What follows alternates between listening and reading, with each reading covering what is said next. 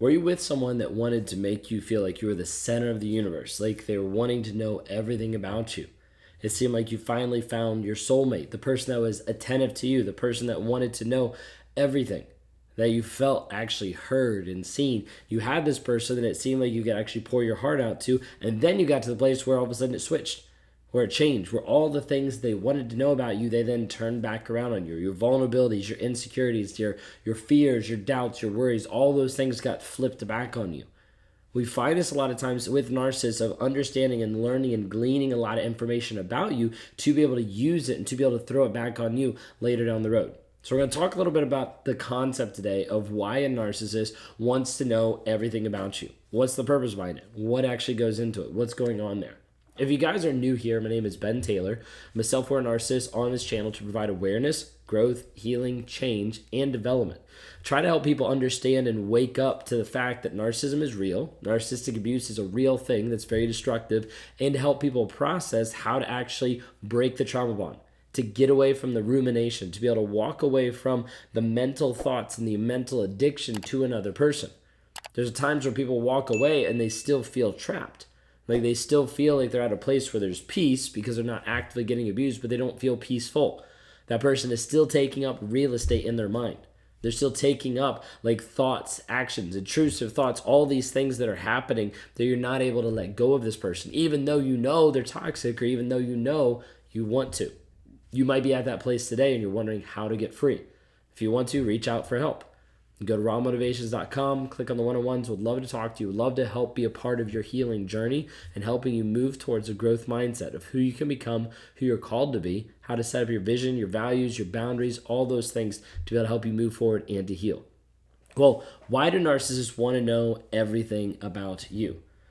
As we talk about narcissism, there's this aspect of control that is underlying in the majority of narcissism and narcissistic abuse. With that piece of control, there's also a tie to knowledge. Now, you might have heard the quote before of like knowledge equals power, which is true in some senses, but also like knowledge equals power when it's like acted upon or when it's actually used or demonstrated, things like that. For a narcissist, it just feels like knowledge is power.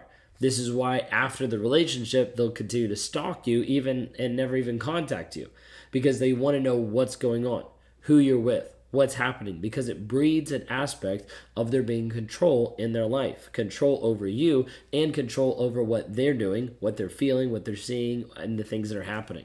So why do they want to know everything about you? A part of wanting to know everything about you is just research. You're a target in one sense. So think of it like if I'm out there to be able to get something or do something or be with someone, I need to learn about them. I need to figure this out. This is the piece where it comes across like the narcissist has empathy, like they actually care about you. When in reality, they're just researching. They're just figuring out what makes you tick so that I can check those boxes. A lot of times when you're with a person, they'll want to know, hey, what do you actually like? What do you not like? And that's a good thing. When you're with a narcissist, they want to know what you like, what you don't like, so they can leverage that. Maybe with a covert narcissist, they want to be able to dog whistle you into believing a certain reality or to walk into a certain scenario and act or respond a certain way that you would to build a connection. For me, I was all about building connections with people, and those led into affairs. So I built a connection with you really quick of understanding your likes, your dislikes, the things that made you tick, and being able to play off of those, be able to add humor into it, being able to add connection into it to get to a place where it was just us. And so a lot of times we'd see this dynamic that would unfold of wanting to know everything about you, about the other person. And so we see narcissists do this a lot. In the different affairs that I was in, I would want to know everything about that person. Like it would seem like the best thing ever. They would seem like the ideal partner. They would seem like everything I ever wanted. And as a result, I would continue to look and learn everything I could about that person.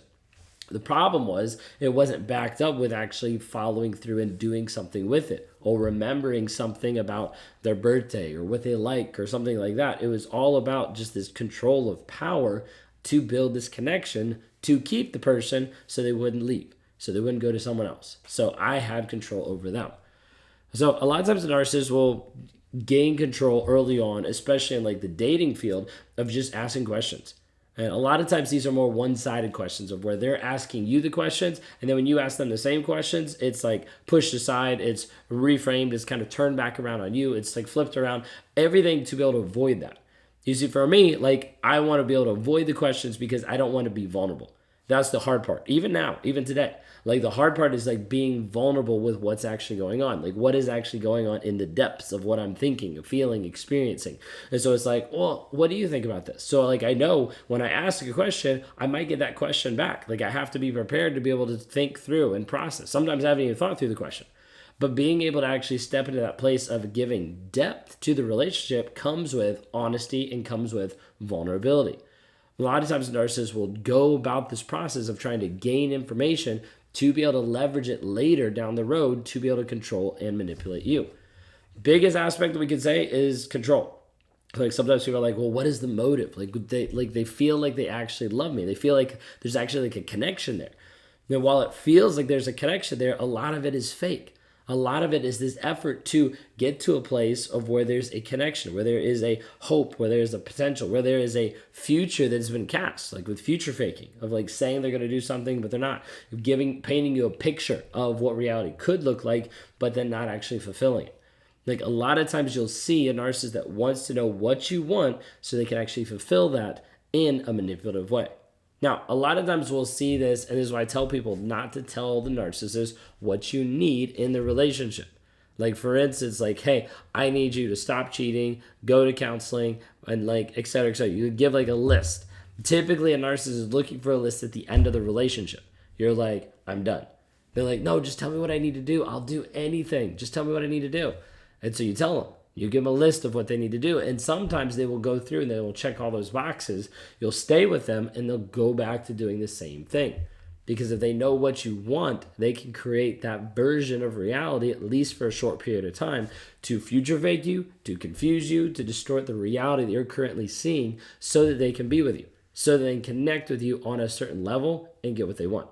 A lot of times to get what they want is just to be able to keep you in their lives a little bit longer, to be able to stay a little bit longer in what's going on so that you don't reject them and so they can keep living how they've been living. All right, so how does a narcissist use the information they gather to manipulate and to control you? A lot of times they'll use it through emotional manipulation. Now, this could be small little ways. I mentioned earlier dog whistling. So, for instance, with information, dog whistling would be you communicating or expressing like an insecurity or something that you're worried about or you're fearful about or that concerns you. And the narcissist in the moment might be like really like sympathetic of like, oh man, I get that. That's rough. Like, I'm so sorry to hear that. Like whatever it might be, they might do something. Okay.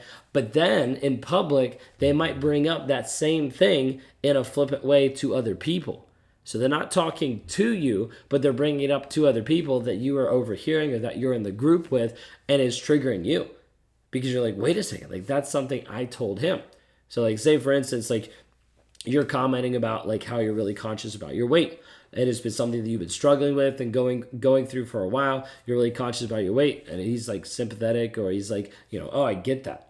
And then in public, he's like, oh my gosh, like I was talking to a friend the other day, and they're like all overweight and everything. Like there's different ways. Like it's hard to be able to give exact examples, but there's different ways to be able to float these nuances into a conversation with a bunch of people that trigger you. And so you'll see this happen. Then you feel like the crazy one because you're like, it wasn't that big a deal. They didn't attack me, but they actually did. It's just hidden in a certain way. A lot of times the emotional manipulation will be these small, subtle nuances, especially when we're talking about covert narcissists, that are there to be able to trigger, manipulate, and control you overall. Okay?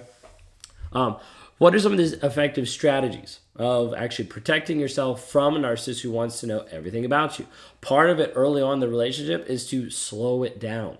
A lot of times the narcissist will want to speed through the beginning part of the relationship. They know if they can connect with you, if they can establish a lot of information about you, if they can do all their assessing and learn about you and get all this information really fast, they have a higher chance of retaining you longer. But when it gets drug out farther, there's more chances for you to be able to see below the mask, for you to be able to see what's actually happening underneath. So I would suggest slow it down. Like actually tell the person, no, I'm not comfortable sharing that right now or communicating about that. See how they respond. A lot of times when you say, hey, I'm not comfortable, or like, no, I'm not going to share that right now, you'll see them try to emotionally manipulate you. well, I thought you cared about me. I thought we were connecting. I didn't know it was that big of a deal. Like all these things to try to put down your emotions, your feelings, and discredit the validity of you actually saying no and having a boundary. So a lot of times you'll see this where narcissists will want to know everything about you to later use it and flip it back around on you. If you're at this place where it's already been flipped, it's already been turned back around on you, and you're like, I don't know what to do because I don't know what's true. I don't know if I'm right, if they're right, if he's right, if I'm wrong, all these different things. I want you to reach out for help. Like you can talk to me one-on-one. You can go to rawmotivations.com. You can click on the one-on-ones. Would love to be able to work with you, help you understand some of the questions and answers, and be able to process like your next steps. Maybe you're at the place where you're like, I just want to learn this stuff and I want to just dive in. You can go to escapetoxicity.com, and that's our 7-day challenge for $7 to help you understand about narcissistic abuse, like the crazy making you've been put through, the guilt and the shame that you feel like being with a toxic person, and trying to figure out, how do I actually get out? Is getting out actually possible? Can I actually heal from this? And we walk people through on a day-to-day basis how to break the trauma bond, how to move out of rumination, to get that person out of taking up free space in your mind, and to heal and to continue to move on. So reach out for help.